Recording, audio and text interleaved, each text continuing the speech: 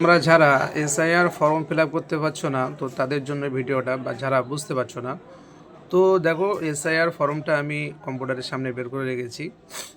তো সর্বপ্রথম তোমরা যে 4টি ঘর দেখা পাচ্ছ, 1 2 3 4, এই 4টি ঘরে তোমাদের কিছু করতে হবে না, এটা ফর্মের সাথে ফিল আপ হয়ে আসবে।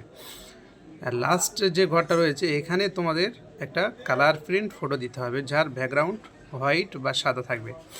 এটার ভিডিও আমি এটা দিয়েছি, তো যারা দেখোনি নিচে গিয়ে দেখতে পারো। তো তারপরে চলে আসো তোমার ডেট অফ বার্থ, এখানে তোমার জন্ম তারিখ দিতে হবে, আধার কার্ড বা ভোটার কার্ড অনুযায়ী যে ডেট অফ বার্থ আছে সেটা এখানে বসিয়ে দিতে হবে।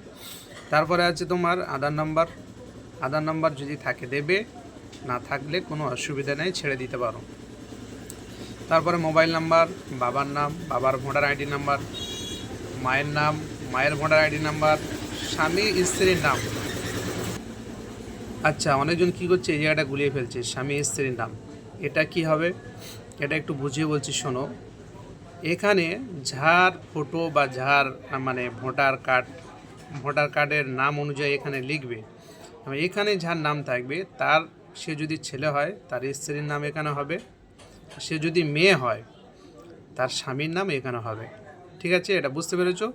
এবং তার এখানে এপিক নাম্বার, ভোটার নাম্বার এখানে দিয়ে দেবে। আচ্ছা, এই ঘরটা যার নামে ফর্ম আসবে তার এখানে পুরো ফিল আপ হয়ে গেল। এবার এই ব্যক্তির যদি 2002 সালের যদি নাম থাকে, তাহলে এই ঘরটা সে ফিল আপ করবে। আর যদি এই ব্যক্তি 2002 সালে না নাম থাকে, তাহলে এই ঘরটা ছেড়ে দেবে। এবং যদি তার বাবা মা, যে ব্যক্তির এখানে নাম আছে, যে ব্যক্তি ফর্মটা ফিল আপ করলো, তার বাবা মা, দাদা দাদি, ঠাকুরদা ঠাকুমার যদি কারোর নাম থাকে 2002 সালে, এই ঘরটা ফিল আপ করতে হবে।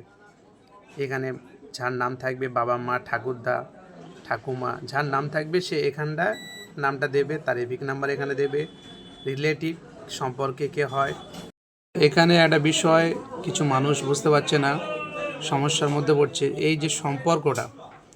আচ্ছা, এখানে বাবা মা ঠাকুরদা যার নাম দেবে, তার সাথে এই যে ওপরের ব্যক্তিটা আছে তার কি সম্পর্ক, সেই সম্পর্কটা এখানে দেবে।